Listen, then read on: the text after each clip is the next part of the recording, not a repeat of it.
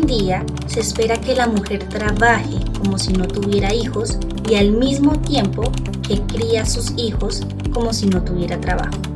Esta frase de Teres Díaz nos comparte una realidad que muchas mujeres enfrentan en nuestra sociedad colombiana, donde la presión por cumplir con las expectativas laborales y familiares puede ser difícil para las madres de este país. Buenos días a todos los presentes. Nuestro grupo está conformado por María Fernanda Sánchez Marín, Jefferson Camilo Henao García y quien les habla, Brenda Brigitte Lozano Barbosa. El día de hoy hablaremos sobre uno de los temas que aborda el derecho laboral, como lo es la estabilidad laboral reforzada por maternidad. Este busca ofrecer una protección que reconozca y valore el doble papel que desempeñan las mujeres, como trabajadoras y como madres. El doctor Omar Ernesto Castro y Lucas Caballero nos explican en su obra Nivel de Protección Jurídica Laboral a la Maternidad en Colombia que esta protección va más allá de garantizar el acceso al trabajo o a una permanencia y continuidad en el empleo, pues esta protección alcanza su punto más alto cuando se trata de salvaguardar los derechos fundamentales de la mujer trabajadora que se encuentra en estado de embarazo o periodo de lactancia. Básicamente, la estabilidad laboral reforzada por maternidad es una protección especial que se les otorga a las mujeres que trabajan durante el embarazo y el periodo de lactancia. Esta protección surge con el fin de garantizar la permanencia de ellas en el empleo. Esta es una medida que básicamente busca evitar que las mujeres que se encuentran en esta etapa sean despedidas injustificadamente. Esta protección ha sido desarrollada con el fin de que las mujeres no sean objeto de discriminación ni mucho menos pierdan su empleo debido al estado en el que ellas se encuentran. Además, este derecho busca promover un entorno de igualdad de oportunidades y asegurar el bienestar de la trabajadora y su hijo. Es así como esto ayuda a que las mujeres no sean afectadas tanto en su vida profesional como en su vida personal. También puedo decir que este derecho lo encontramos en el artículo 43 de la Constitución Política de Colombia, diciendo que el Estado debe brindar protección especial a las mujeres durante el embarazo y después del parto. Esto pues con el fin de garantizarles el respeto a sus derechos fundamentales. Juristas como Carlos Bernal ha hecho un aporte diciendo que esta protección no solo abarca el derecho al empleo, sino también al derecho a la dignidad, a la igualdad de oportunidades y a la protección especial del núcleo familiar. Por otro lado, el Código Sustantivo del Trabajo en su artículo 239 nos establece que ninguna trabajadora puede ser despedida por motivo de embarazo o lactancia sin una autorización previa del Ministerio de Trabajo. Además, el empleador debe demostrar una causa justa para proceder con el despido, que no puede estar relacionada con la condición de maternidad. Esta regulación básicamente busca prevenir despidos encubiertos bajo pretextos que no están justificados con el fin, pues, de proteger a la trabajadora. En relación con esto, existe la sentencia T-312 del 2023. Es una sentencia de la Corte Constitucional que trata sobre la protección laboral que tienen las mujeres embarazadas o en periodo de lactancia para prevenir despidos injustificados. En la sentencia se revisan situaciones donde se terminó el contrato de mujeres embarazadas sin la autorización del Ministerio de Trabajo. En el caso de Alexandra Rodríguez, ella es madre de 2 hijos, trabaja con la Asociación Gremial Especializada en Salud de Occidente en un convenio de trabajo colectivo. Aunque informó a la asociación sobre su embarazo, ella fue suspendida y posteriormente despedida sin justificación y sin autorización del Ministerio de Trabajo. Por otro lado, en el caso de Sara Yulitza Cárdenas, ella es madre soltera embarazada. Trabajaba en limpieza para la empresa de mantenimiento y aseo SAS Mantizas. Cuando ella informó a su supervisor sobre su embarazo, fue despedida bajo el argumento de un incumplimiento laboral. Sin embargo, la empresa no contaba con la autorización del Ministerio de Trabajo y argumentó que desconocía el estado de embarazo de la trabajadora. Ahora nos preguntamos, ¿qué fundamentos legales se presentaron? Bueno, resulta que la Corte mencionó que el fuero de maternidad protege a todas las trabajadoras en estado de embarazo o lactancia, independientemente del tipo de contrato o relación laboral que tengan. La terminación del contrato de una mujer embarazada sin autorización del Ministerio de Trabajo se considera un acto discriminatorio y se presume que el despido fue a causa de que ambas se encontraban en esta condición. En este fallo, la Corte basó sus conclusiones en precedentes como las sentencias SU 070 del 2013 y la sentencia SU 075 del 2018, que establecieron reglas para proteger el fuero de maternidad, en donde básicamente mencionan que el empleador debe conocer el estado de embarazo para que proceda la estabilidad laboral y que cualquier despido o terminación requiere autorización del Ministerio de Trabajo. Ahora, ¿cuál fue la decisión de este fallo? Bueno, resulta que la Corte ordenó la renovación de la relación contractual de Alexandra Rodríguez y su reintegro a la empresa con el pago de la licencia de maternidad y demás compensaciones que había dejado de recibir. En el caso de Sara Yulitza, también se ordenó su reintegro, el pago de los salarios dejados de recibir y la empresa Mantizas deberá respetar el fuero de maternidad.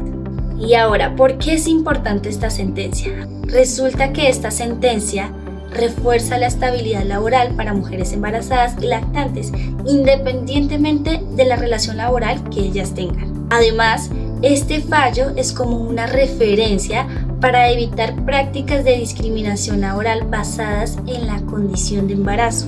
Ahora resulta que para llegar a lo que hoy conocemos como el derecho de la estabilidad laboral reforzada por maternidad, este tuvo un largo proceso y ha evolucionado a lo largo de los años. Esta protección ha sido influenciada por varios cambios legislativos, decisiones judiciales y diferentes situaciones que han vivido las mujeres embarazadas en sus áreas de trabajo. A raíz de todo esto, lo que se ha buscado es mejorar la protección de los derechos laborales de las mujeres. Resulta que en el año de 1938 se emitió la primera norma que prohibía despedir a una mujer embarazada. También se estableció el derecho a una licencia de maternidad de 8 semanas pagadas y espacios para la lactancia. Más adelante, con la promulgación del Código Sustantivo del Trabajo en 1950, se establecieron derechos para las trabajadoras, incluyendo la protección durante el embarazo y el periodo de lactancia. Sin embargo, la Ley 50 de 1990 trajo la posibilidad de que las trabajadoras tuvieran acceso a un periodo más largo de la licencia de maternidad, reforzando aún más la protección a las trabajadoras en estado de embarazo. Esta ley lo que hizo fue extender la licencia de maternidad. Esta pasó de tener 8 a tener 12 semanas.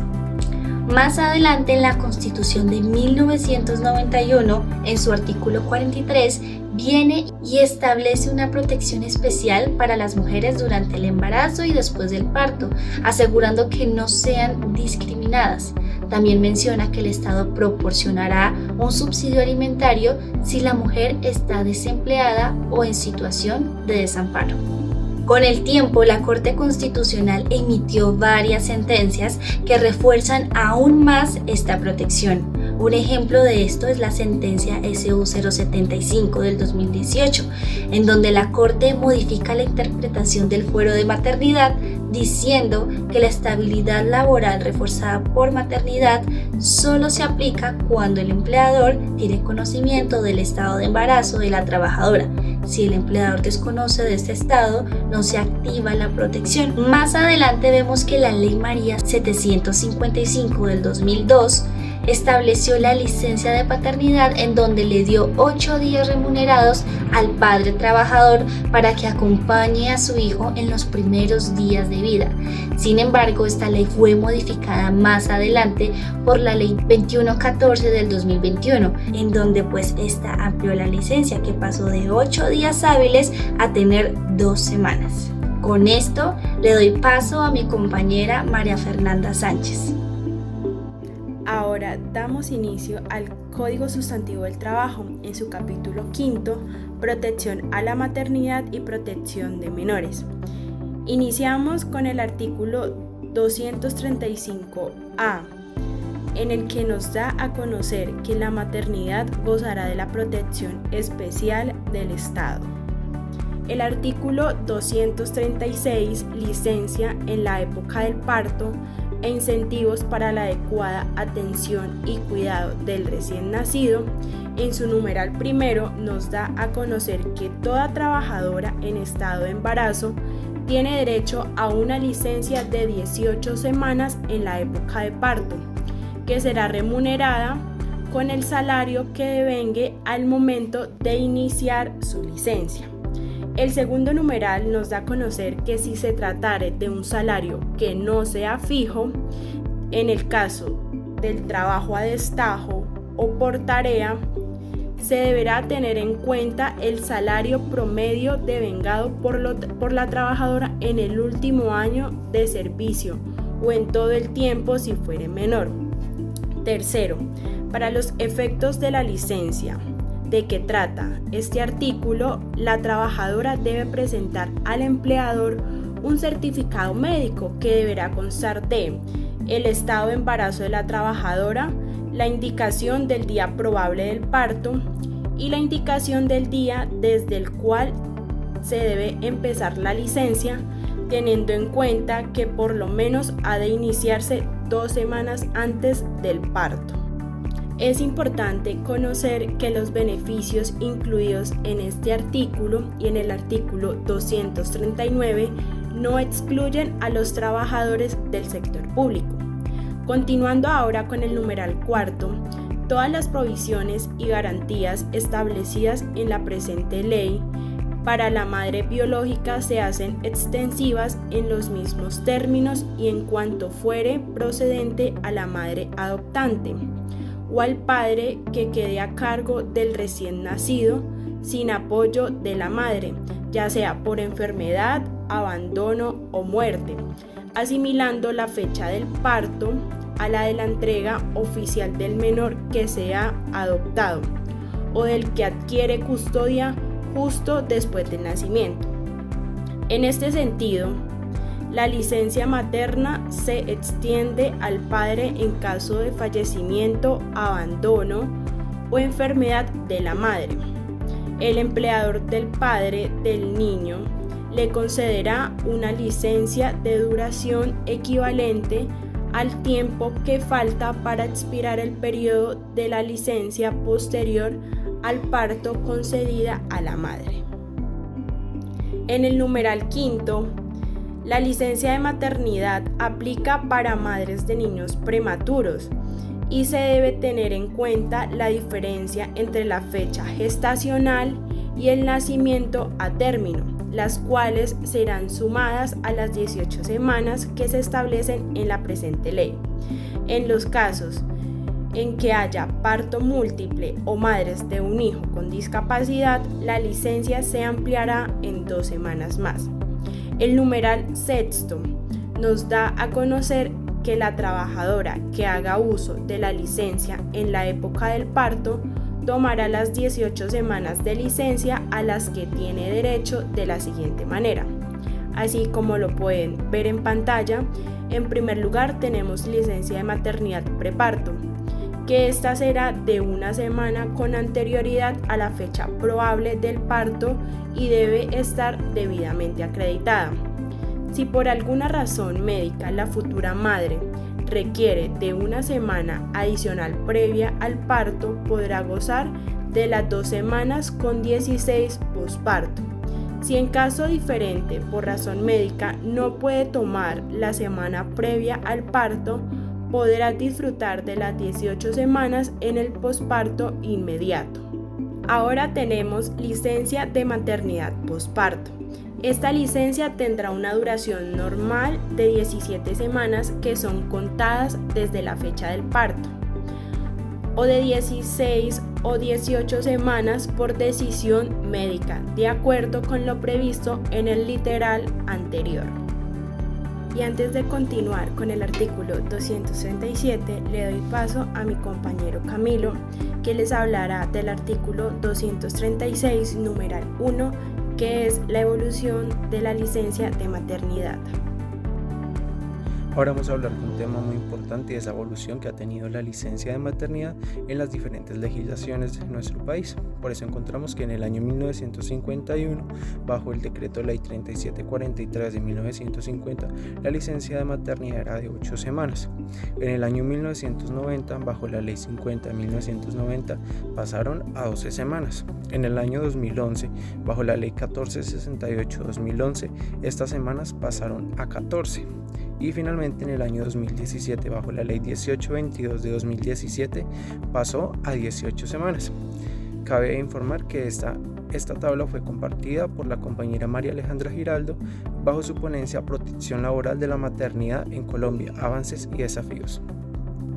Ahora sí, continuando con el artículo 237, descanso remunerado en caso de aborto, el numeral primero. La trabajadora que en el curso del embarazo sufra un aborto o parto prematuro no viable tiene derecho a una licencia de 2 o 4 semanas, remunerada con el salario que devengaba en el momento de iniciarse el descanso. Si el parto es viable, se aplica lo establecido en el artículo anterior. Numeral 2. Para disfrutar de la licencia de que trata este artículo, la trabajadora debe presentar al empleador un certificado médico en el que dará a conocer lo siguiente. Primero, la afirmación de que la trabajadora ha sufrido un aborto o paro prematuro, indicando el día en que haya tenido lugar. Y segundo, la indicación del tiempo de reposo que necesita la trabajadora. A través del artículo 238 conocemos el descanso remunerado durante la lactancia. Primero, el empleador está en la obligación de conceder a la trabajadora 2 descansos de 30 minutos cada uno dentro de la jornada para amamantar a su hijo sin descuento alguno en el salario por dicho concepto, durante los primeros 6 meses de edad. Una vez cumplido el periodo, un descanso de 30 minutos en los mismos términos hasta los 2 años de edad del menor, siempre y cuando se mantenga y manifieste una adecuada lactancia materna continua. Segundo, el empleador está en la obligación de conceder más descansos de los establecidos en el inciso anterior, si la trabajadora presenta su respectivo certificado médico, en el que se exponen las razones que justifican ese mayor número de descansos. Tercero, para dar cumplimiento a la obligación consagrada en este artículo, los empleadores deben establecer en un local contiguo aquel donde la mujer trabaja, una sala de lactancia o un lugar apropiado para guardar el niño. Cuarto, los empleadores pueden contratar con las instituciones de protección infantil el servicio de que trata el inciso anterior. Artículo 239. Prohibición de despido. Primero, ninguna trabajadora podrá ser despedida por motivo de embarazo o lactancia sin la autorización previa del Ministerio de Trabajo que avale una justa causa. Segundo, se presume el despido efectuado por motivo de embarazo o lactancia cuando éste haya tenido lugar dentro del periodo de embarazo y o dentro de las 18 semanas posteriores al parto. Tercero, las trabajadoras de que trata el numeral 1 de este artículo que sean despedidas sin autorización de las autoridades competentes tendrán derecho al pago adicional de una indemnización igual a 60 días de trabajo, fuera de las indemnizaciones y prestaciones a que hubiere lugar de acuerdo con su contrato de trabajo. Esta misma indemnización se aplicará en el caso del despido de un trabajador cuya cónyuge, pareja o compañera permanente se encuentre en estado de embarazo o dentro de las 18 semanas posteriores al parto y no tenga un empleo formal, fuera de las indemnizaciones y prestaciones a que hubiere lugar de acuerdo con el contrato de trabajo. Cuarto, en el caso de la mujer trabajadora que por alguna razón excepcional no disfrute de la semana preparto obligatoria y o de algunas de las 17 semanas de descanso, tendrá derecho al pago de las semanas que no gozó de licencia. En caso de parto múltiple, tendrá el derecho al pago de 2 semanas adicionales y en caso de que el hijo sea prematuro, al pago de la diferencia de tiempo entre la fecha del alumbramiento y el nacimiento a término. Finalmente, el numeral quinto. Se prohíbe el despido de todo trabajador cuya cónyuge, pareja o compañera permanente se encuentre en estado de embarazo o dentro de las 18 semanas posteriores al parto y no tenga un empleo formal. Esta prohibición se activará con la notificación al empleador del estado de embarazo de la cónyuge, pareja o compañera permanente y adicionalmente una declaración que se entiende presentada bajo la gravedad del juramento de que ella carece de un empleo. La notificación podrá hacerse verbalmente o por escrito. En ambos casos, el trabajador tendrá hasta un mes para adjuntar la prueba que acredite el estado o embarazo de su cónyuge o compañera permanente. Para tal efecto serán válidos los certificados médicos o los resultados de exámenes realizados en laboratorios clínicos avalados y vigilados por las autoridades competentes. El artículo 240 contempla permiso para despedir. Primero, para poder despedir a una trabajadora durante el periodo de embarazo o a las 18 semanas posteriores al parto, el empleador necesita la autorización del inspector del trabajo o del alcalde municipal en los lugares en donde no existiere aquel funcionario. La misma autorización se requerirá para despedir al trabajador cuya cónyuge, pareja o compañera permanente se encuentre en estado de embarazo y no tenga un empleo formal, adjuntando prueba que así lo acredite o que se encuentre afiliada como beneficiaria en el sistema de seguridad social en salud.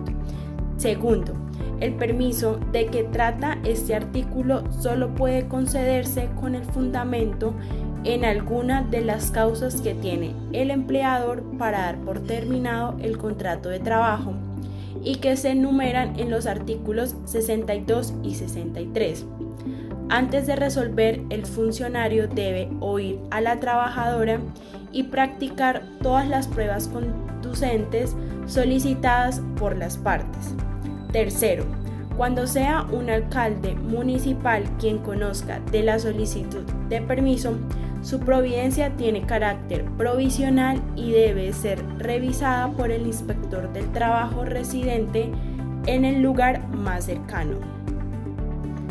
Artículo 241. Nulidad del despido.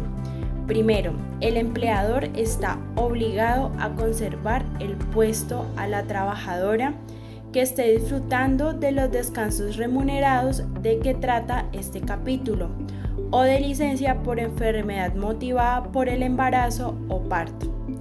Segundo, no producirá efecto alguno el despido que el empleador comunique a la trabajadora en tales periodos o en tal forma que, al hacer uso del preaviso, este expire durante los descansos o licencias mencionadas. Artículo 241-A. Medidas antidiscriminatorias en materia laboral. Primero, pruebas de embarazo. La exigencia de la práctica de pruebas de embarazo queda prohibida como requisito obligatorio para el acceso o permanencia en cualquier actividad laboral. La prueba de embarazo solo podrá solicitarse con consentimiento previo de la trabajadora en los casos en los que el trabajo a desempeñar implique riesgos reales o potenciales que puedan incidir negativamente en el desarrollo normal del embarazo. Se presume que toda exigencia de ordenar la práctica de una prueba de embarazo para acceso o permanencia en cualquier actividad laboral tiene carácter discriminatorio. Esta presunción admite prueba en contrario, pero se invertirá la carga de la prueba a favor de la mujer y será el empleador o contratante quien deba desvirtuar la conducta discriminatoria y demostrar que existen riesgos reales o potenciales que puedan incidir negativamente en el desarrollo normal del embarazo. El empleador, al enlistar las evaluaciones médicas preocupacionales o de preingreso, deberá dejar constancia que en estas no se incluye una prueba de embarazo. Cuando las evaluaciones médicas preocupacionales o de preingreso involucren exámenes de sangre, la candidata podrá seleccionar el centro médico o laboratorio en donde realizar dichos exámenes. En todo caso, el centro médico o laboratorio que se escoja deberá ser reconocido por el Ministerio de Salud y Protección Social. El empleador que ordene la realización de una prueba de embarazo en contra de lo establecido en el presente artículo, se le impondrá una multa de hasta 2.455 unidades de valor tributario de conformidad con la reglamentación que sobre la materia haga el Ministerio del Trabajo. La trabajadora que haya sido obligada a la realización de una prueba de embarazo en contra de lo establecido en este artículo deberá ser contratada para el cargo al cual aspiraba. En el numeral segundo, la realización de preguntas relacionadas con planes y reproductivos queda prohibida en las entrevistas laborales y se presumirá como una práctica discriminatoria. En los casos en el que el empleador realice preguntas discriminatorias en contra de lo establecido en el presente artículo, se le impondrá una multa de hasta 2.455 unidades de valor tributario, de conformidad con la reglamentación que sobre la materia haga el Ministerio del Trabajo. Luego de conocer las medidas antidiscriminatorias en materia laboral, como caso de este numeral 241A, tenemos la sentencia T-202 de 2024 y los hechos se centran en la discriminación hacia una mujer en el proceso de selección laboral debido a su estado de embarazo. El fallo de la Corte ordena su contratación, indemnización por perjuicios morales y establece medidas para prevenir futuras discriminaciones en el empleo, incluyendo protocolos y rutas de atención de quejas, reafirmando una vez más el compromiso del país con la igualdad y la no discriminación en el ámbito laboral. La protección de la maternidad ha sido una cuestión central para la Organización Internacional del Trabajo desde su creación en el año 1919. El objeto de esta protección es resguardar la salud de la madre y el niño o la niña, así como proteger a la trabajadora frente a una discriminación a causa de su condición. Por lo tanto, tenemos el convenio número 183 como la norma internacional del trabajo sobre protección de la maternidad más actual. Este convenio establece una licencia de maternidad de al menos 14 semanas, así como lo estipula el artículo 4. Por otro lado, tenemos la recomendación 191 que sugiere que este periodo se prolongue a 18 semanas, al menos. Igualmente, este convenio incorpora el derecho a una licencia adicional en caso de enfermedad complicaciones o riesgos relacionados con el embarazo, lo previsto en el artículo 5. Por otro lado, tenemos la licencia postnatal, que es obligatoria de 6 semanas. El propósito de esta disposición es proteger a la mujer de posibles presiones para regresar al trabajo durante un periodo en que ello pueda resultar nocivo para su salud o para la salud de su hijo o de su hija. Este convenio establece las prestaciones pecuniarias, pero ¿qué es eso de prestaciones pecuniarias? Es el pago de determinada suma o cantidad de dinero, con el objetivo de asegurar que la mujer pueda mantener a sí misma y a su hijo en condiciones adecuadas de salud y con un nivel de vida apropiado. El monto de estas prestaciones no deberá ser menor a 2/3 del ingreso previo o el ingreso considerado para calcular las prestaciones de seguridad social. El beneficio de esta prestación deberá ser suministrado por la seguridad social, por fondos públicos o de manera determinada por la ley y la práctica nacional. El hecho de que los costos de maternidad no recaigan en quienes contratan a las mujeres es fundamental para protegerla de la discriminación en el mercado del trabajo. De igual modo, este convenio establece la provisión de prestaciones médicas a la madre y a su hijo o hija, que deberán comprender la asistencia prenatal durante el parto y posparto, así como también la hospitalización cuando sea necesario, como lo estipula el artículo 6. En este convenio también se otorga a la mujer el derecho a una o más interrupciones al día o a una reducción diaria del tiempo de trabajo para la lactancia. Estas interrupciones o la reducción diaria del tiempo de trabajo deben contabilizarse como tiempo de trabajo y remuneración en consecuencia.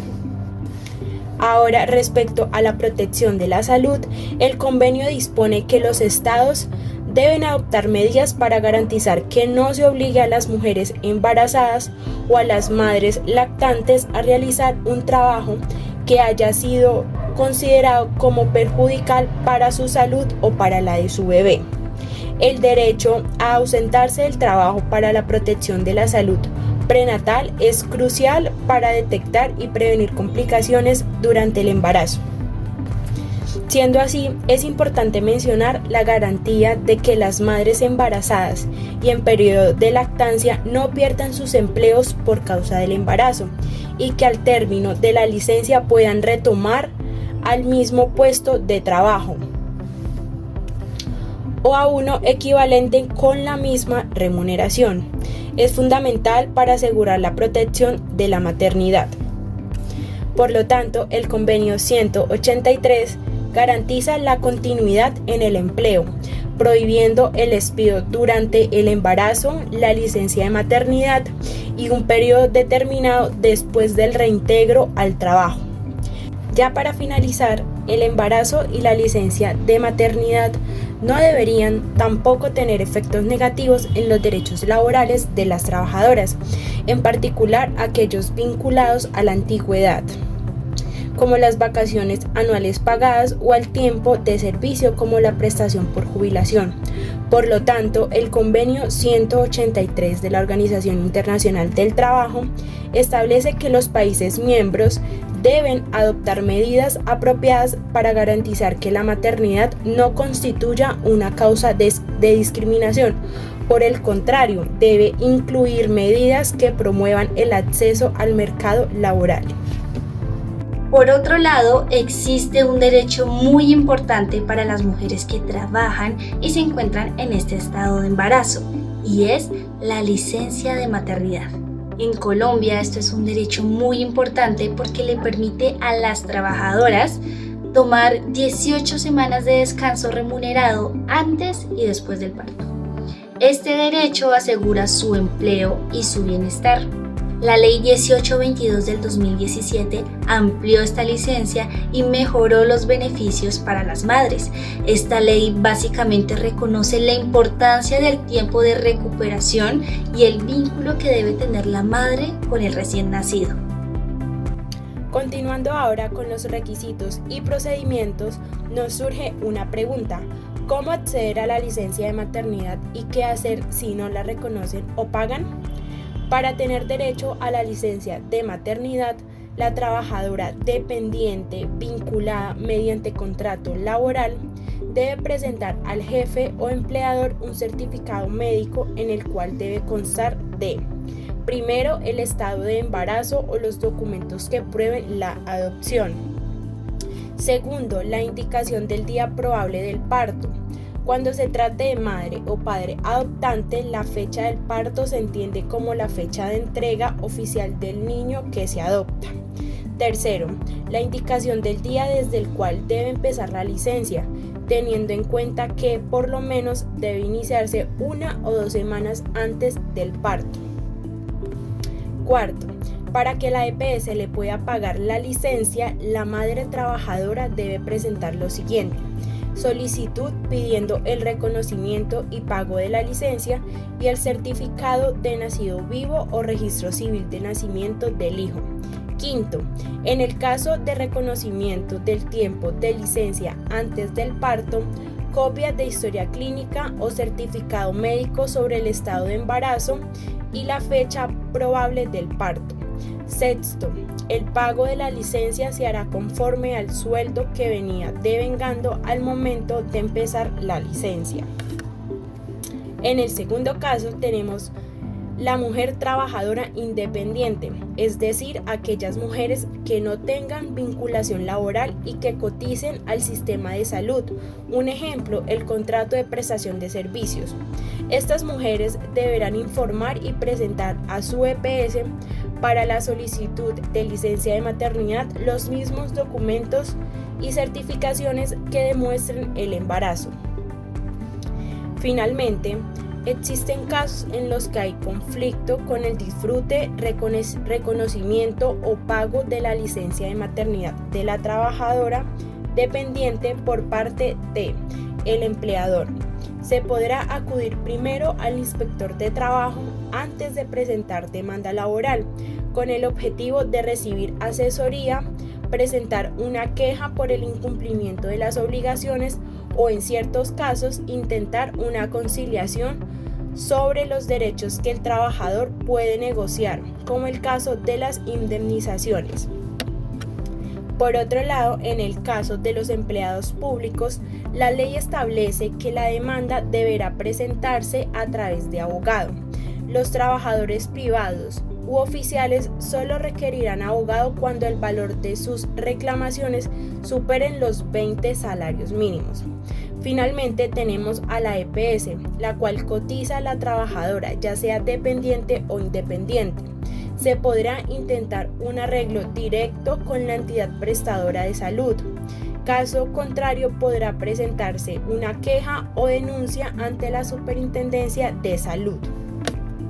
De maternidad en casos de gestación subrogada.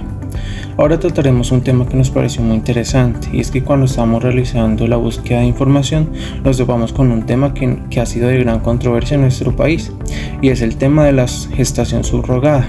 Y acá quiero hacer un breve paréntesis para explicarles en qué consiste esta misma. Y es que, de acuerdo con el medio de comunicación especializado en embarazo y fertilidad, reproducción asistida ORG, la gestación subrogada es un método de reproducción asistida caracterizado porque la mujer que gesta el bebé no será finalmente la madre del mismo. Por esto, la definición de gestación subrogada implica que una mujer conocida como gestante accede a gestar al hijo de otra persona o pareja, y los futuros padres del bebé se llaman habitualmente padres de intención. Así, siempre que sea posible, los óvulos y espermatozoides serán aportados por los padres de intención, de manera que el futuro hijo será biológicamente suyo. Y la situación ideal es que la gestante solamente aporte el útero para mantener el embarazo y dar a luz al futuro bebé. Después del parto, el bebé es entregado a los padres de intención. Y por todo esto, lo anteriormente descrito, es que nos preguntamos cómo funciona la licencia de maternidad en estos casos. Y bueno, encontramos una sentencia muy interesante e importante que trata este tema, y es la sentencia T-275 de 2022 de la Corte Constitucional. En esta sentencia, el señor Mauricio, ese fue un nombre ficticio dado por la Corte, pues por considerarse un tema sensible, el señor Mauricio solicitó a la EPS Sanitas el reconocimiento y pago de la licencia de paternidad por un tiempo equivalente al número de semanas que les otorgado a las madres en la ley, con el fin de dedicarse al cuidado de su recién nacida en ese momento. Como sustento de dicha solicitud, el señor Mauricio explicó a la EPS que su hija había nacido mediante la figura de gestación subrogada y que por ende él es el padre único y cabeza de familia. No obstante, la EPS únicamente le autorizó la licencia de paternidad por 14 días. En consecuencia, el señor Mauricio presentó acción de tutela en contra de la EPS Sanitas, por considerar que la negativa de reconocerle la licencia de paternidad por el término que la ley dispone para las licencias de maternidad de 18 semanas, vulnera sus derechos fundamentales al mínimo vital, a la vida en condiciones dignas, a la igualdad, a la familia y a la licencia de paternidad. Asimismo, el 30 de septiembre de 2020, el señor Mauricio celebró un contrato de prestación de servicios de salud de tratamientos de fertilidad con un centro médico de fertilidad genética. En virtud de este contrato, el centro médico se comprometió a prestar un servicio médico con el objetivo de lograr un embarazo, para lo cual realizaría una fecundación in vitro con óvulos de donante. Asimismo, el accionante afirmó que el 19 de noviembre de 2020 celebró contrato de maternidad subrogada con la gestante subrogada para que ésta gestara a su bebé hasta el nacimiento. Al respecto, explicó que la gestante subrogada no tenía ningún vínculo genético con la menor de edad.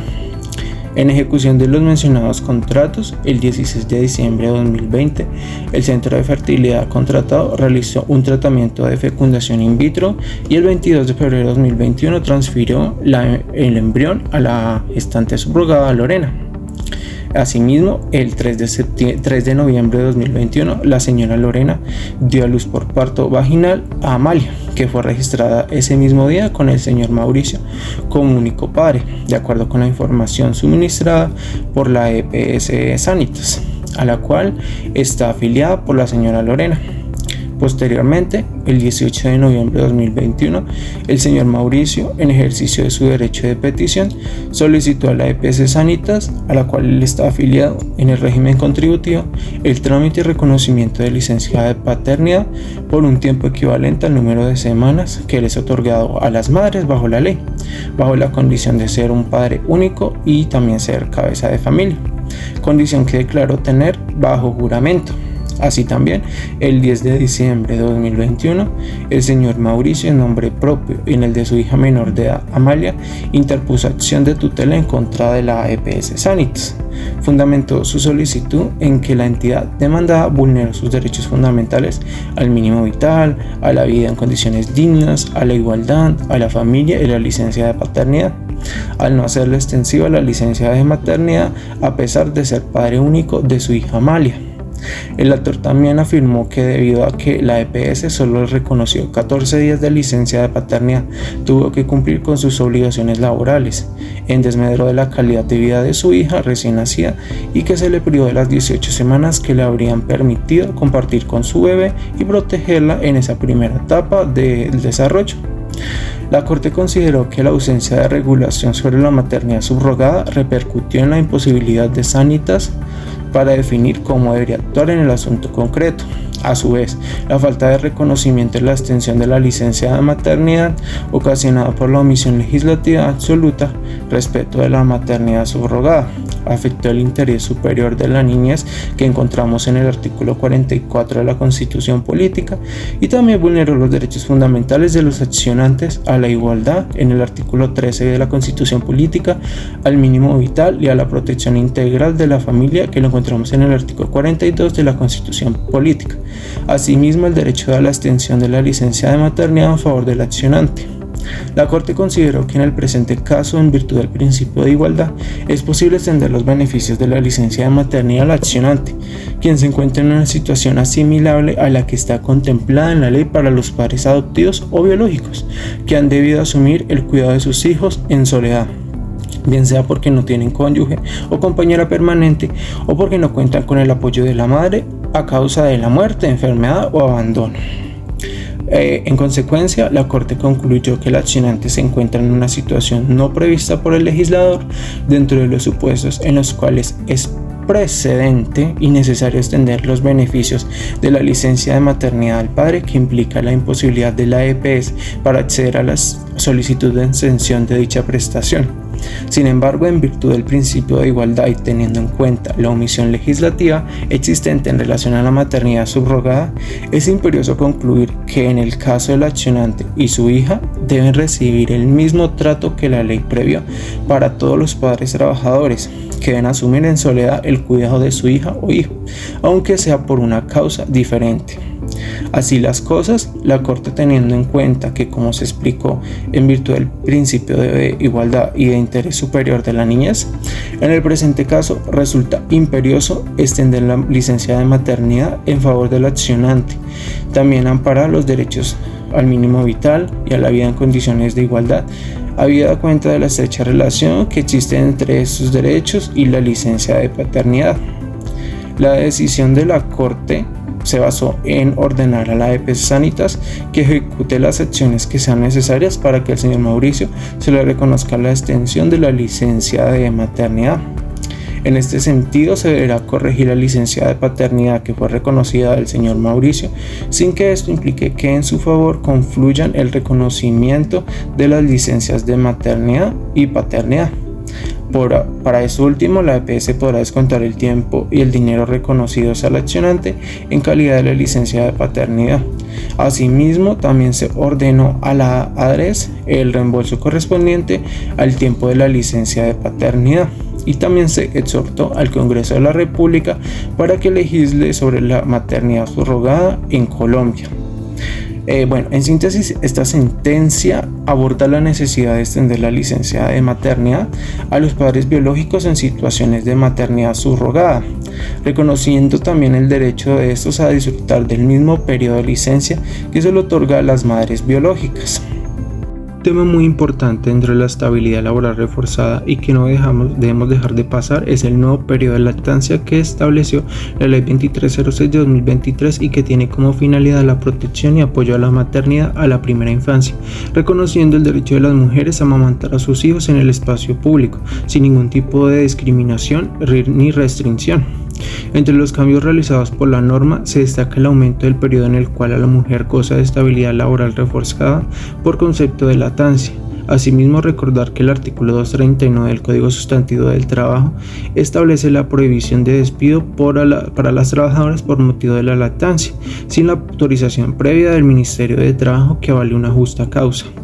Otro de los grandes cambios que trae esta ley es la obligación de conceder a las trabajadoras 2 descansos de cada 30 minutos dentro de la jornada para amamantar a su hijo, sin descuento alguno en el salario por dicho concepto, durante los primeros 6 meses de edad, y una vez cumplido este periodo, un descanso de 30 minutos en los términos hasta los 2 años del menor, siempre y cuando se mantenga y manifieste una adecuada lactancia materna continua. Para dar cumplimiento a la anterior obligación, los empleadores deben establecer en un local contiguo donde la mujer trabaje una sala de lactancia o un lugar apropiado para acoger al niño. Y de acuerdo con la resolución 2423 de 2018 del Ministerio de Salud, el nuevo rango para acceder a los beneficios del fuero de lactancia es hasta los 2 años, siempre y cuando la mujer continúe en el proceso de lactancia. De esta forma, con la implementación de esta nueva ley, el periodo en el cual la mujer goza de estabilidad laboral reforzada por concepto de lactancia podrá pasar, si se acredita una adecuada lactancia materna continua, de 6 meses a 2 años, periodo de tiempo en el cual el empleador, si busca despedir a la trabajadora, deberá acudir ante el Ministerio del Trabajo y acreditar una justa causa. De igual modo, es importante recordar que el fuero de maternidad es una protección constitucional de la cual gozan las mujeres que se encuentran en estado de embarazo, licencia de maternidad y periodo de lactancia, de no ser despedidas ni sus condiciones de trabajo desmejoradas sin la previa autorización del inspector de trabajo.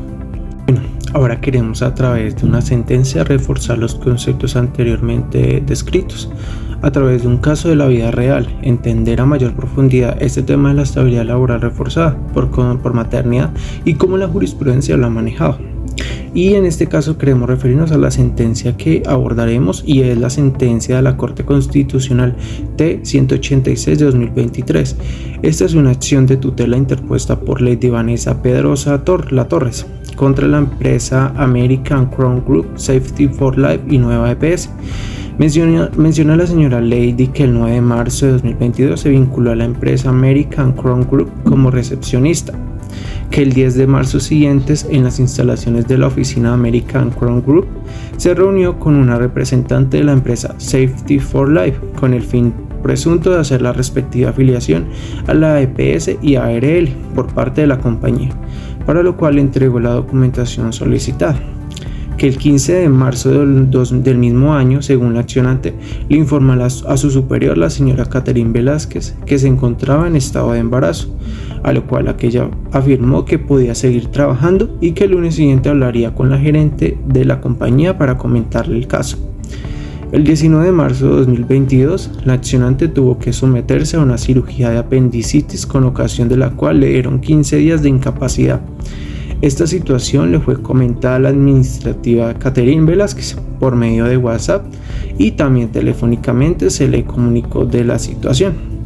Según lo afirmado por la accionante, 3 días antes del 3 de abril de 2022, fecha en que finalizaba la incapacidad médica producto de la cirugía, se comunicó con Catherine Velázquez para reincorporarse a las funciones.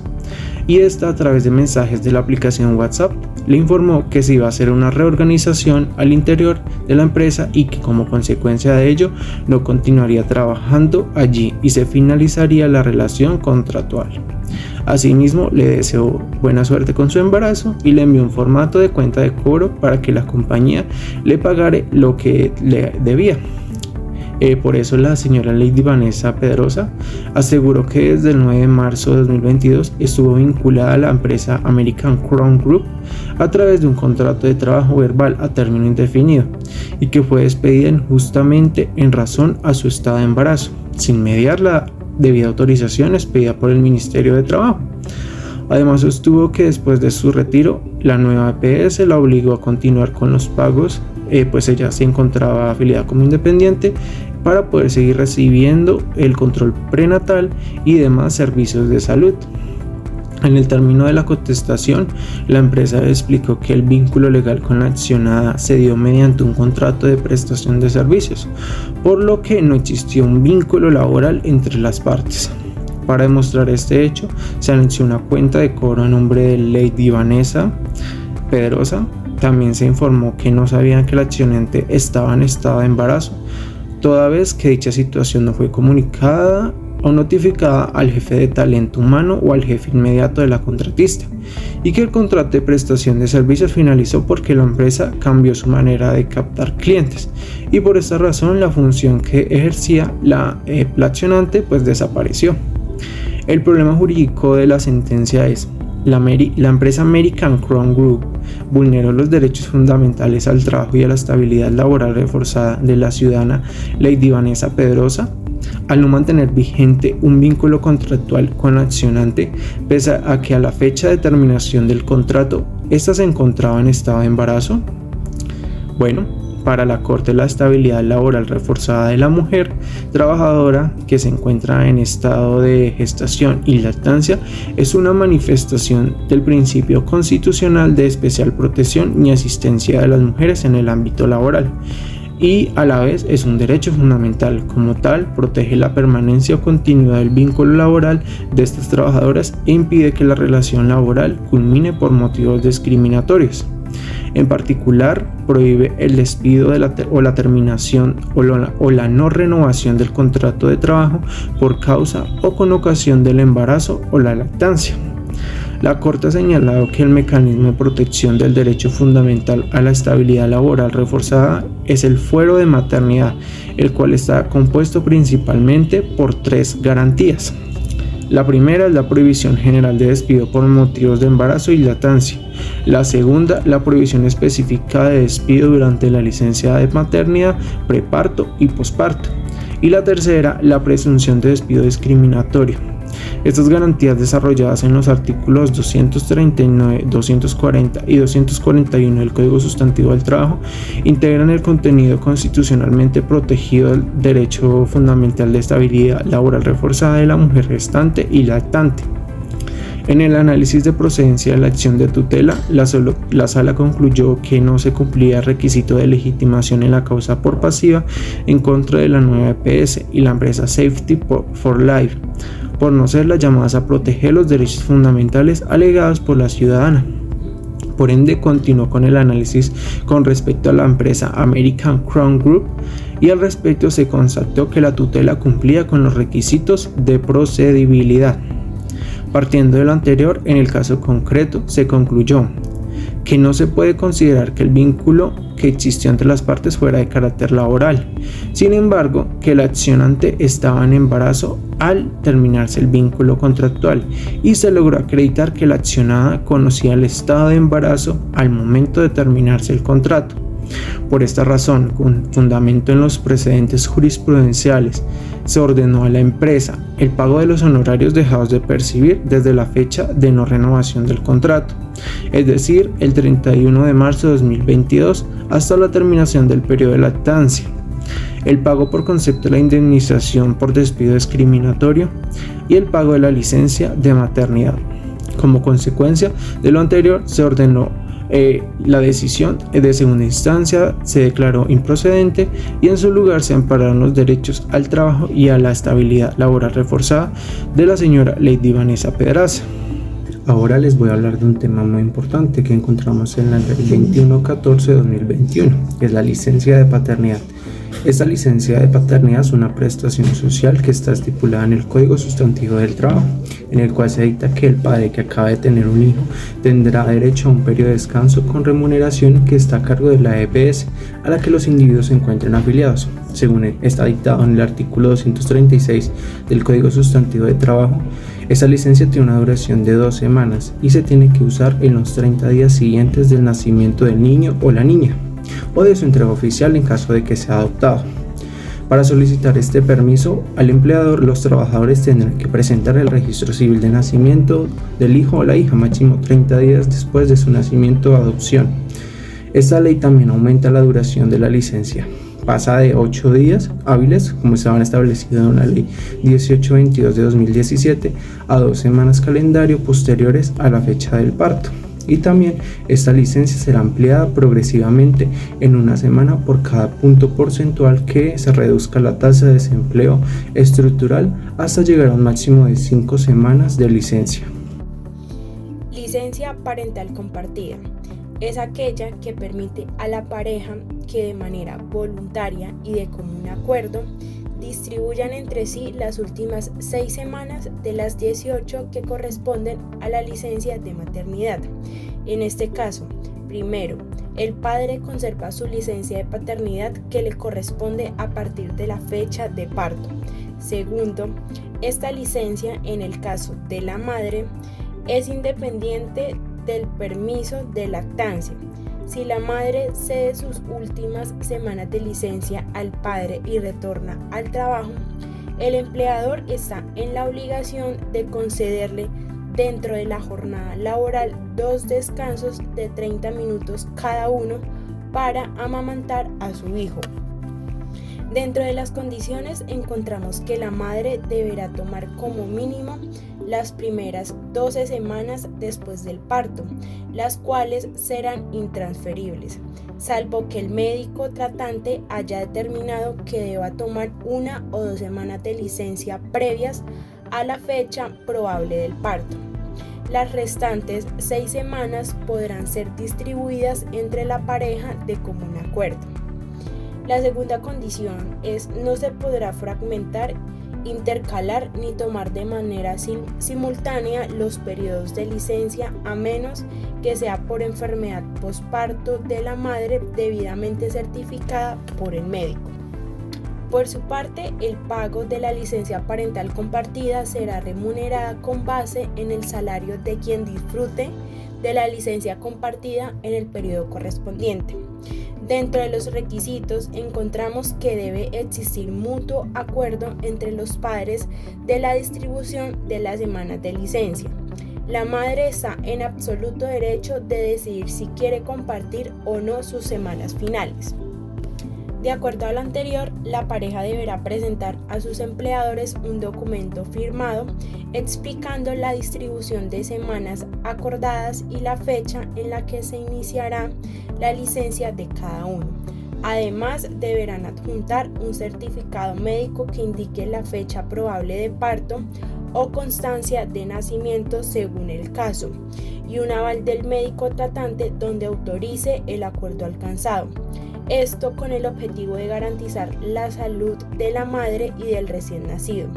Para ello cuentan con un plazo de 30 días contados a partir de la fecha de nacimiento del menor. Finalmente, también contamos con unas restricciones. ¿Quiénes no pueden optar por la licencia parental compartida? Primero, padres que hayan sido condenados en los últimos 5 años por delitos de acceso carnal violento o abusivo, acto sexual violento, prostitución o trata de personas. Segundo, padres condenados en los últimos 2 años por violencia intrafamiliar e inasistencia alimentaria. Tercero, padres que tengan vigente una medida de protección en su contra. Por otro lado, la licencia parental flexible de tiempo parcial es una modalidad en la que los padres pueden optar por trabajar medio tiempo durante su licencia. En lugar de tomar la licencia de manera completa, pueden cambiar un periodo de su licencia por un tiempo más largo, pero trabajando solo medio tiempo. Esto lo que quiere decir es que el periodo de la licencia se extiende al doble, pero trabajando media jornada.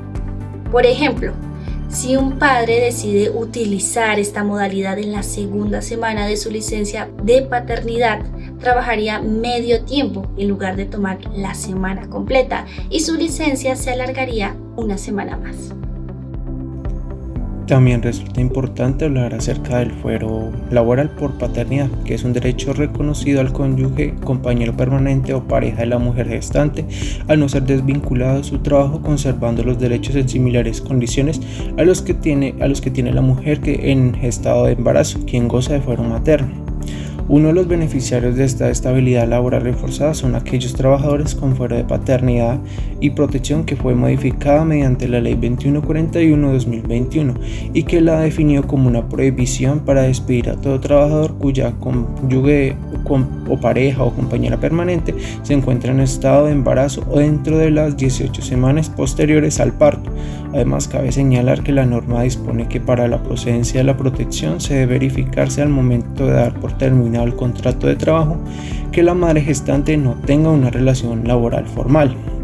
Ahora bien, cabe precisar que dicha estabilidad no opera de forma automática, pues esta solo se activará con posterioridad a la notificación del trabajador al empleador sobre el estado de embarazo de su pareja y tras la presentación de una declaración entendida bajo la gravedad de juramento en donde se conoce que la misma carece de un empleo formal. Dicha notificación puede ser efectuada de manera verbal o escrita, y a partir de esta, el empleador tendrá el término de un mes para llegar la prueba y acredite el estado de embarazo de su pareja, por lo cual serán válidos los certificados médicos o los resultados de examen realizados en laboratorios avalados y vigilados por las entidades competentes.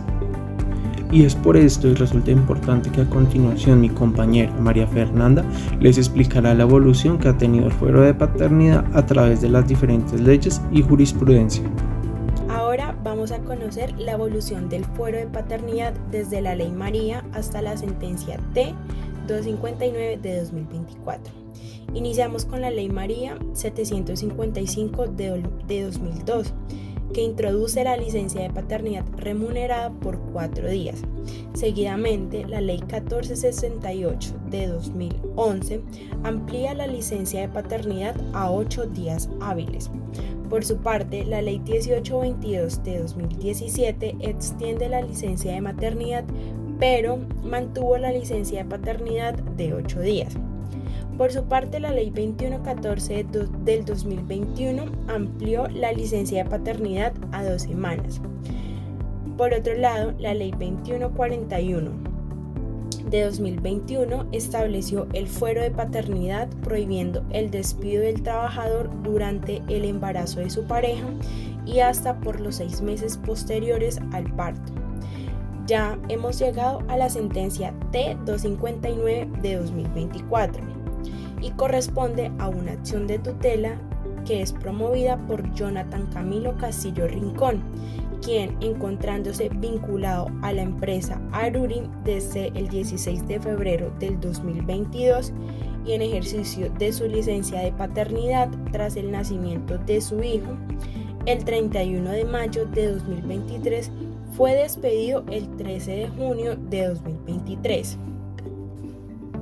Ahora bien, antes de conocer el fondo del asunto, la sala de revisión estudió la procedencia de la acción de tutela. Luego, definió como problema jurídico el siguiente: una empresa vulnera los derechos fundamentales a la vida digna, al trabajo, a la seguridad social, a la estabilidad laboral reforzada y al mínimo vital de un trabajador al dar por terminado su contrato de trabajo mientras se encuentra en ejercicio de su licencia de paternidad y cuenta con fuero de paternidad, bajo los hechos que vamos a conocer, y finalmente conoceremos la decisión de la Corte. Primer hecho: el accionante relata que firmó un contrato a término indefinido con la empresa Aruri el 16 de febrero de 2022 para desempeñar el cargo de asesor de cobranza. El 31 de mayo de 2023 pidió permiso al área de recursos humanos de la empresa para asistir al nacimiento de su hijo Julián Samuel Castillo Cárdenas, y el 1 de junio de 2023 solicita el uso de la licencia de paternidad bajo el artículo 236 modificado por la Ley 2114 de 2021, la cual afirma que le fue otorgada por la misma dependencia. Como segundo hecho relevante, aduce el actor que pese a encontrarse en el disfrute de la licencia de paternidad, la empresa, a través de unos de sus integrantes, le comunica telefónicamente el 7 de junio de 2023 que debía reintegrarse de forma inmediata a sus labores. El demandante respondió que no podía hacerlo por cuanto su hijo se encontraba hospitalizado y además estaba en curso su licencia de paternidad. En respuesta, la empresa le advirtió que de no reintegrarse inmediatamente a sus labores debía solicitar una licencia no remunerada, a lo que el actor no accedió.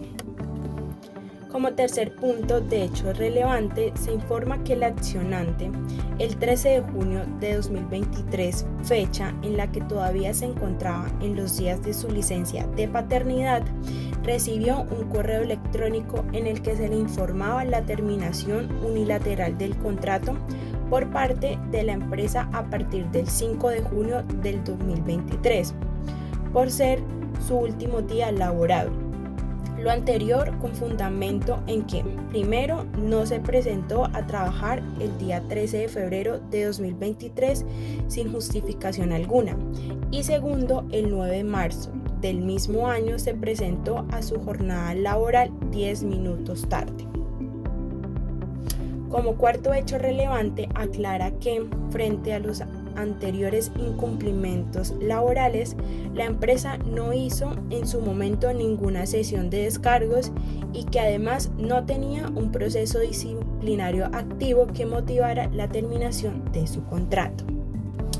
Luego de conocer los hechos relevantes que nos plantea el accionante, Y en relación con la licencia de paternidad se reitera que, primero, tiene fundamento en el principio del interés superior de los niños y niñas y en sus derechos a la salud y a la familia, así como la equidad de género y la seguridad social. Segundo, es un derecho fundamental. Tercero, se sustenta en un nuevo concepto de paternidad que destaca la trascendental importancia de la presencia y del papel activo, consciente, responsable, participativo y permanente del padre. Cuarto, su finalidad es garantizar el interés superior del menor y el pleno goce efectivo de sus derechos, especialmente al cuidado y al amor de todos los niños y niñas por igual. Finalmente, esta sentencia refuerza y amplía la protección del fuero de paternidad, enfatiza la importancia de la corresponsabilidad en el cuidado y vincula el fuero de paternidad con derechos fundamentales. Ahora tenemos que hablar de una sentencia muy importante relacionada a la estabilidad laboral reforzada, y es la sentencia SU 070-2013. En esta sentencia, la Corte Constitucional se pronunció mediante la sentencia de unificación 070 del 13 de febrero de 2013 bajo el magistrado ponente Alexis Julio Estrada, dentro del proceso de revisión de los fallos de tutela de 33 casos correspondientes a mujeres que en estado de embarazo fueron desvinculadas de sus actividades laborales y solicitaron a los jueces de tutela la aplicación de la protección laboral reforzada constitucional por su condición. La discusión jurídica de esta sentencia se basó en los casos revisados por la Corte, que giró en torno a 33 mujeres gestantes trabajadoras que alegaron su condición para permanecer en desarrollo de sus alternativas laborales, independientemente de que si tenían como fundamento un contrato laboral escrito o verbal a término indefinido o fijo, uno de prestación de servicios, uno de obra o labor, uno de cooperativismo o un acto administrativo de nombramiento. Es por esto que la sentencia SU 070 de 2013 unificó la jurisprudencia en relación a la protección del embarazo y la maternidad derivada de la estabilidad laboral reforzada. En dicha providencia, la Corte Constitucional estableció dos reglas principales. La primera es que la protección reforzada a la maternidad y la lactancia en el ámbito del trabajo procede cuando se demuestre sin ninguna otra exigencia adicional en los siguientes presupuestos. A.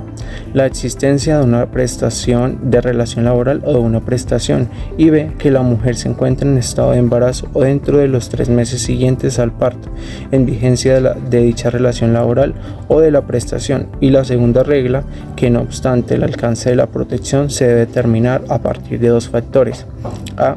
El conocimiento del embarazo por parte del empleador, y B. La alternativa laboral mediante la cual se encuentra la vinculada a la mujer embarazada. A partir de estas dos pautas normativas, la referida sentencia SU 070 de 2013 presentó las hipótesis que pueden configurarse en función de la modalidad de la relación laboral pactada y del conocimiento que tenga el empleador de la condición de gestante de la trabajadora. Dichos supuestos pueden resumirse de la siguiente manera. Y acá es donde encontramos las situaciones en las cuales las consecuencias jurídicas dependen del conocimiento del empleador bajo las diferentes modalidades de trabajo. Bueno, ahora vamos a hablar de las diferentes modalidades del trabajo y clasificarlo si el empleador tenía conocimiento o no sobre el estado de embarazo. Entonces, en el contrato a término indefinido encontramos si el empleador tiene conocimiento del estado de embarazo, se debe ordenar una protección integral en el reintegro y el pago de las prestaciones dejadas de percibir en los términos del artículo 239 del Código Sustantivo de Trabajo. Si existe la falta de conocimiento del empleador sobre el estado de embarazo y si el empleador adujo justa causa, tiene lugar a una protección débil. Esto es, se debe ordenar el pago de las cotizaciones durante el periodo de gestación. No obstante, si el embarazo ya culminó como medida sustitutiva del empleador, deberá cancelar la totalidad de la licencia de maternidad. Si el empleador no adujo justa causa, tiene lugar como mínimo una protección intermedia. Esto se debe ordenar el pago de las cotizaciones durante el periodo de gestación. No obstante, si el embarazo ya culminó como medida sustitutiva, el empleador deberá cancelar la totalidad de la licencia de maternidad. El reintegro solo podrá proceder cuando se demuestre que las causales del contrato laboral no desaparecen. Si no resulta posible el reintegro, se debe ordenar el pago de los salarios y prestaciones dejadas de percibir. En la modalidad de contrato término fijo encontramos dos situaciones y si el empleador tiene conocimiento del embarazo. Entonces, si la desvinculación ocurre antes del vencimiento del plazo pactado y el empleador no acudió al inspector de trabajo, tiene lugar una protección integral. Se debe ordenar el reintegro y el pago de las prestaciones dejadas de percibir, que es que encontramos en el artículo 239 del Código Sustantivo de Trabajo. Asimismo, la siguiente situación es cuando tiene conocimiento, si la desvinculación ocurre una vez vencido el contrato y se alega como justa causa. Dicha circunstancia debe acudirse al inspector de trabajo. En este caso tiene lugar una protección intermedia. En caso de que el empleador no tenga conocimiento del embarazo, existen tres situaciones. La primera es si la desvinculación ocurre antes del vencimiento del contrato y no se adujo justa causa. Tiene lugar una protección intermedia. Se debe ordenar como mínimo el pago de las cotizaciones durante el periodo de gestación. No obstante, el reintegro solo procederá cuando se demuestre que las causales del contrato laboral no desaparecen. Si no resulta posible al reintegro, puede ordenar el pago de las indemnizaciones por despido sin justa causa. La segunda situación es si la desvinculación ocurre antes del vencimiento del contrato y se alega una causa distinta al cumplimiento del plazo pactado. En este caso tiene lugar una protección débil. Se debe ordenar el pago de las cotizaciones durante el periodo de gestación. No obstante, si el embarazo ya culminó, como medida sustitutiva, el empleador deberá cancelar la totalidad de la licencia de maternidad. Y la tercera situación es si la desvinculación ocurre una vez vencido el contrato y se alega como justa causa dicha circunstancia, tiene lugar una protección intermedia. En esta se debe ordenar como mínimo el pago de las cotizaciones durante el periodo de gestación. No obstante, si el embarazo ya culminó, como medida sustitutiva, al empleador deberá cancelar la totalidad de la licencia de maternidad y el reintegro solo procederá cuando se demuestre que las causas del contrato laboral no desaparecen. Tampoco se reconoce el pago de salarios dejados de percibir porque se entiende que el contrato pactado ya había terminado. En la modalidad de contrato por obra o labor, si el empleador tiene conocimiento de la gestación, si la desvinculación ocurre antes de la terminación de la obra o labor contratada y el empleador no acudió al inspector de trabajo, tiene lugar una protección integral. Se ordena el reintegro y el pago de las prestaciones dejadas de percibir en los términos del artículo 239 del Código Sustantivo. Y la segunda circunstancia es si la desvinculación ocurre una vez vencido el contrato y se alega como justa causa. Dicha circunstancia se debe acudirse al inspector de trabajo. En este caso tiene lugar una protección intermedia. Y en el caso en que el empleador no tenga conocimiento del embarazo, si la desvinculación ocurre antes de la terminación de la obra y no se adujo una justa causa, tiene lugar una protección intermedia. Se debe ordenar como mínimo el pago de las cotizaciones durante el periodo de gestación. No obstante, si el embarazo ya culminó, como medida sustitutiva, el empleador deberá cancelar la totalidad de la licencia de maternidad. El reintegro solo procederá cuando se demuestre que las causales del contrato laboral no desaparecen. Y la segunda circunstancia es si la desvinculación ocurre antes de la terminación de la obra y se alega una justa causa distinta a la culminación de la labor pactada. Tiene lugar una protección débil. Se debe ordenar el pago de las cotizaciones durante el periodo de gestación. No obstante, si el embarazo ya culminó como medida sustitutiva, el empleador deberá cancelar la totalidad de la licencia de maternidad. Y como tercera circunstancia encontramos que si la desvinculación ocurre una vez culminada la obra y se alegra dicha circunstancia como justa causa, tiene lugar una protección intermedia. En esta se debe ordenar como mínimo el pago de las cotizaciones durante el periodo de gestación. No obstante, si el embarazo ya culminó, como medida sustitutiva, el empleador deberá cancelar la totalidad de la licencia de maternidad. El reintegro solo procederá cuando se demuestre que las causales del contrato laboral no desaparecen. Finalmente, es importante aclarar que siempre que exista duda frente a si el empleador conocía o no el estado de embarazo de la trabajadora, opera la presunción de despido por razón del embarazo, consagrada en el numeral 2 del artículo 239 del Código Sustantivo del Trabajo, garantizando en todo caso el derecho de defensa del empleador. Con lo anterior, es importante destacar que cuando la trabajadora no comunicó su estado de embarazo al empleador, dado que en ocasiones ni ella misma conocía de su estado, es claro que el despido no tuvo un fundamento discriminatorio y, como tal lo dice la Corte, reconocer a pesar del anterior el fuero de maternidad sería una carga desproporcionada para el empleador, pese a que su situación no haya sido motivada en criterios discriminatorios. En todo caso, resulta pertinente aclarar que cuando el empleador conoce el estado de embarazo de la mujer gestante, tiene totalmente prohibido vincular a dicha trabajadora sin la respectiva autorización del inspector de trabajo, aun cuando medie una justa causa.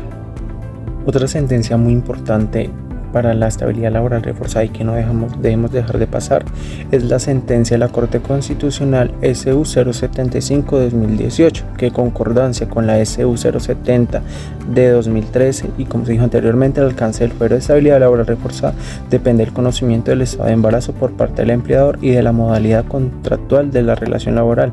Para tal efecto, la Corte Constitucional, a través de esta sentencia de unificación SU 075-2018, ha fijado las reglas indicando que independientemente del tipo de contrato que rija la relación laboral, si la trabajadora no da aviso a su empleador de su estado de embarazo durante dicha relación laboral, no se configuraría el fuero de estabilidad laboral reforzada, independientemente si se ha deducido o no una justa causa para dar por terminado el contrato.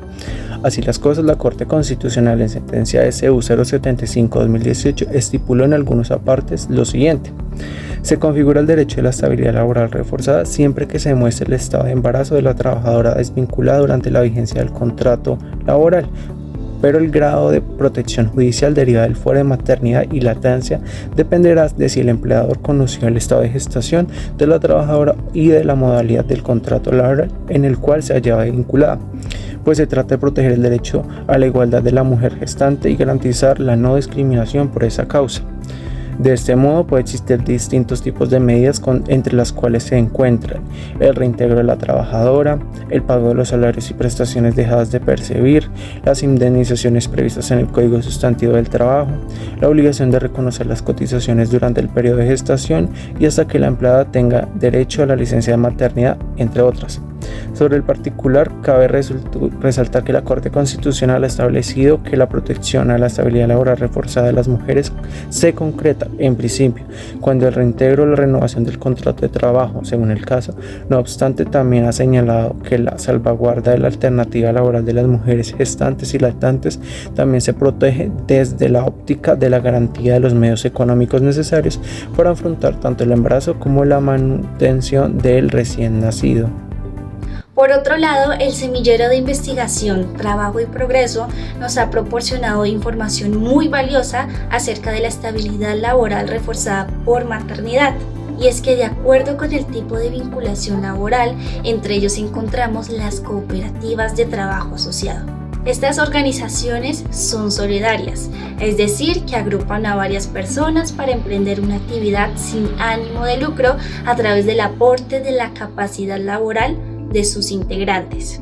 Cuando la trabajadora ha estado asociada a una cooperativa a través de la cual desempeñaba sus labores, el juez constitucional debe verificar si en su caso se configuran los supuestos de una verdadera relación laboral. Se deberá aplicar las reglas previstas para los contratos a término indefinido, a término fijo o por obra o labor contratada de acuerdo con la naturaleza de la actividad realizada por la trabajadora y la modalidad de la relación laboral que se configure. En los casos en que se utilice la cooperativa para disfrazar una relación laboral, tanto la cooperativa como la empresa donde se encuentra realizando labores la mujer embarazada serán responsables solidariamente. Se entenderá que existió conocimiento del estado de embarazo cuando tenga noticia del mismo alguno de los siguientes sujetos. Primero, la cooperativa de trabajo asociado, y también está el tercero, contratista. En este orden de ideas, el reintegro podrá ordenarse según el caso, ante cualquiera de ellos en el evento en que la cooperativa se encuentre imposibilitada para garantizarlo. Continuando ahora con la empresa de servicios temporales, es importante reconocer la relación laboral entre la empresa de servicios temporales y sus trabajadores en misión. Por lo tanto, se deberán aplicar las reglas señaladas para los contratos a término fijo o por obra o labor determinada en función de la modalidad contractual empleada por la empresa de servicios temporales.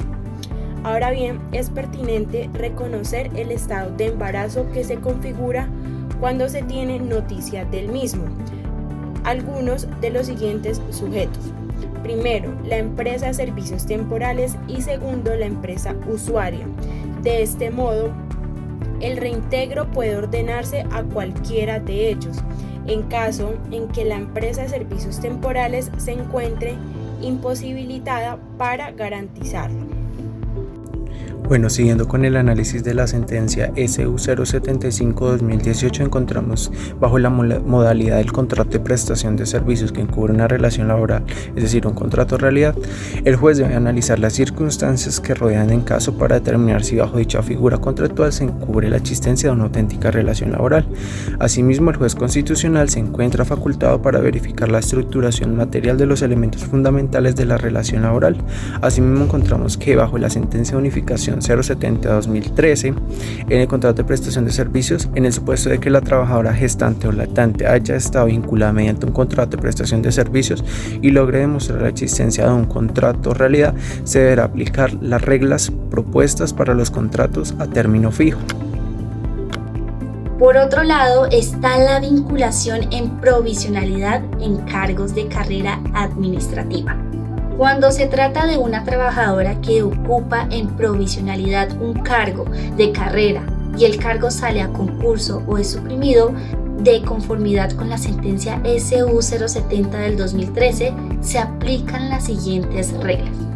Si el cargo sale a concurso, el último cargo a proveerse entre quienes lo hayan ganado deberá ser el de la mujer embarazada, teniendo en cuenta que el cargo va a ser proveído y la plaza en la que se desempeña quien ganó el concurso debe ser el mismo para que aplicó.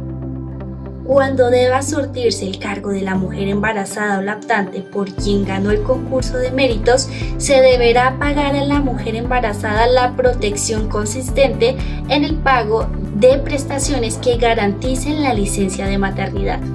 Si hubo supresión del cargo o liquidación de la entidad, se le debe garantizar a la trabajadora en provisionalidad la permanencia en el cargo hasta que se configure la licencia de maternidad o, de ser ello imposible, el pago de salarios y prestaciones hasta que la trabajadora adquiere el derecho a gozar de la licencia.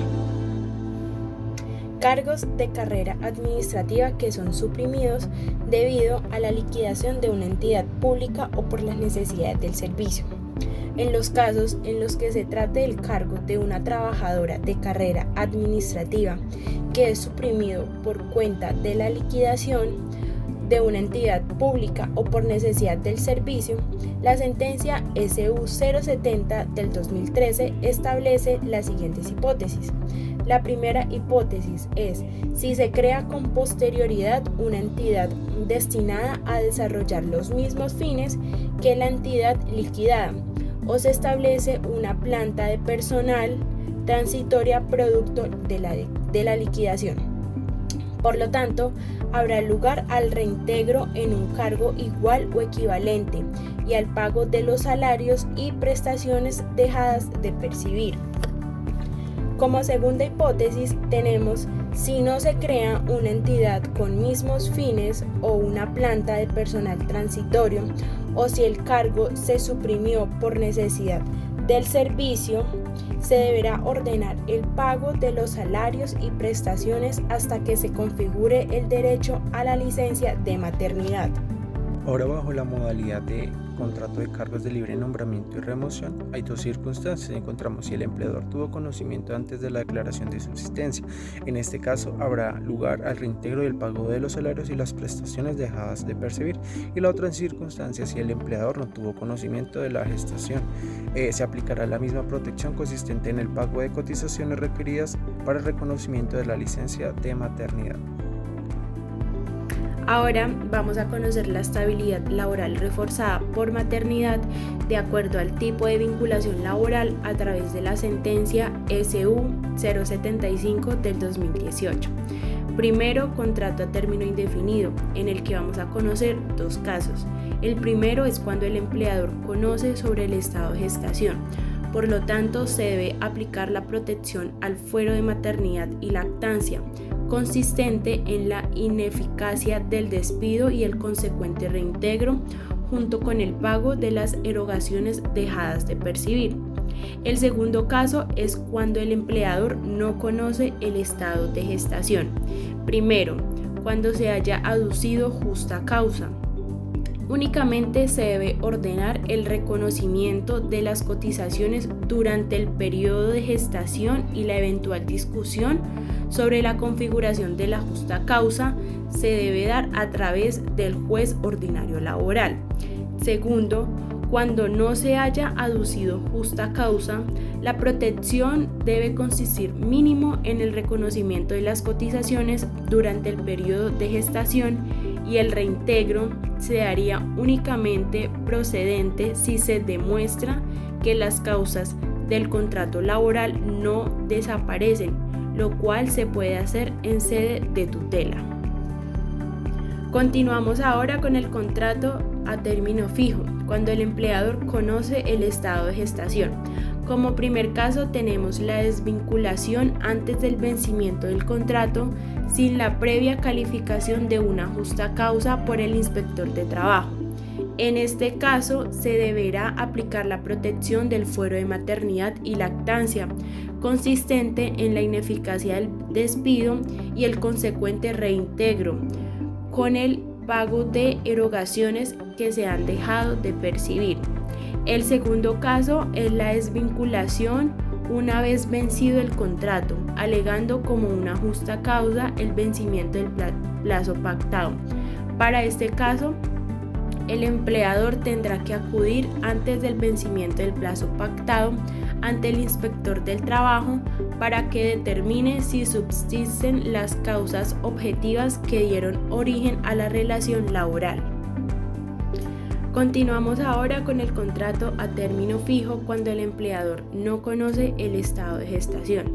Como primer caso tenemos la desvinculación antes del vencimiento del contrato sin que se alegue justa causa. Por lo tanto, acá se deberá ordenar el reconocimiento de las cotizaciones durante el periodo de gestación. Por su parte, la renovación del contrato solo será procedente si se demuestra que las causas del contrato laboral a término fijo no desaparecen, valoración que deberá realizarse en sede de tutela. Por su parte, el juez de tutela podrá disponer del pago de las indemnizaciones por despido sin justa causa. El segundo caso es la desvinculación antes del vencimiento del contrato, pero que se alegue justa causa distinta al cumplimiento del plazo pactado. En este caso, únicamente se deberá ordenar el reconocimiento de las cotizaciones durante el periodo de gestación. Por otro lado, la discusión sobre la configuración de la justa causa se deberá ventilar ante el juez ordinario laboral. Como tercer caso tenemos la desvinculación una vez vencido el contrato y que dicha circunstancia se invoque como una justa causa. En este caso es importante la protección, como mínimo en el reconocimiento de las cotizaciones durante el periodo de gestación y la renovación del contrato únicamente procederá si se demuestra que las causas del contrato laboral a término fijo no desaparecieron. Valoración que se puede efectuar en sede de tutela. Por otro lado, tampoco procede en supuesto el pago de los salarios dejados de percibir, porque se entiende que el contrato inicialmente pactado ya había finalizado. Finalmente, y ya para concluir, podemos decir que la estabilidad laboral reforzada por maternidad no solo beneficia a las madres y a sus familias, sino que también ayuda a las mujeres a no perder injustificadamente su trabajo. Básicamente, esta protección garantiza la permanencia de ellas en el empleo y promueve los derechos laborales de las trabajadoras embarazadas. Además, esta protección evita que estas mujeres enfrenten discriminación debido a su estado. Esta protección además fomenta un entorno de trabajo más inclusivo donde las mujeres pueden crecer profesionalmente sin tener que sacrificar su bienestar o el de sus hijos. De acuerdo con este estudio, podemos ver que esta protección es fundamental para promover la igualdad en el trabajo y garantizar que las mujeres puedan desarrollarse tanto profesional como personalmente. Muchas gracias a todos por su atención prestada. Con esto damos por terminada nuestra exposición.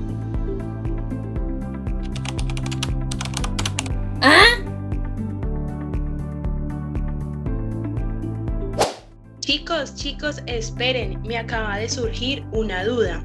Lo que pasa es que mi prima, que está en estado de embarazo, me hizo unas preguntas al respecto y la verdad no supe con claridad qué responderle. Hola Mafe, claro que sí, cuéntame. Entonces quisiera saber quiénes tienen derecho a la licencia de maternidad. Bueno Mafe, la licencia de maternidad se incluye a las madres en estado de embarazo que se encuentren vinculadas a una empresa, también las madres adoptantes que se encuentran vinculadas a una empresa o trabajo, y los padres adoptantes vinculados a una empresa sin cónyuge o compañera permanente. Listo, Cami, muchísimas gracias. Otra duda, en el caso en el que vayan a adoptar un bebé, ¿hay derecho a la licencia de maternidad o no? Sí, Mafe, todas las prestaciones y garantías establecidas para la madre biológica se hacen extensivas en los mismos términos y en cuanto fuere precedente a la madre adoptante o al padre que quede a cargo del recién nacido sin apoyo de la madre, sea por enfermedad o muerte. Esto se basa en la fecha del parto, la de la entrega oficial del menor que se ha sido adoptado o del que adquiere custodia justo tiempo del nacimiento. Listo, Cami, perfecto. Y ahora, ¿las mujeres de régimen subsidiado también tienen derecho a la licencia de maternidad? En este caso no, Mafe. Como se trata de una licencia remunerada, solo aplica a las mujeres que tengan una relación laboral y que estén amparadas por el Código Sustantivo del Trabajo. Perfecto, Cami. Y en el caso en el que la madre muera, ¿qué sucede? Bueno, Mafe, como el objetivo de la protección de la maternidad es garantizarle al recién nacido un tiempo mínimo de cuidado en caso de fallecimiento o de enfermedad de la madre antes de terminar la licencia de maternidad, el empleador del padre del niño le concederá una licencia de duración equivalente al tiempo que le falta para expirar el periodo de la licencia posterior al parte concedido a la madre. Súper claro todo hasta el momento, pero quisiera saber cuándo se adelante el parto, ¿cómo se calcula la licencia de maternidad? Bueno, Mafe, si la madre no alcanzó a disfrutar de la licencia obligatoria antes del parto, las 18 semanas se contarán a partir del nacimiento del bebé. Perfecto. ¿Y qué sucede si el parto es prematuro? Bueno, en este caso la licencia de maternidad para madres de niños prematuros tendrán en cuenta la diferencia entre la fecha gestacional y el nacimiento a término, las cuales serán sumadas a las 18 semanas que se establecen en la ley. ¿Y en los casos en los que el parto sea múltiple? Bueno, Mafe, para estos casos de partos múltiples o gemelares se adicionan 2 semanas a las 18 otorgadas inicialmente, entonces la madre disfrutará en total de 20 semanas. Perfecto, Cami. ¿Y ahora qué sucede si el parto es prematuro y múltiple? Mafe, en estos casos se debe adicionar a las 18 semanas de licencia de maternidad 2 semanas por parto múltiple más el tiempo transcurrido en el momento del parto prematuro y a la fecha probable del parto dado por el médico.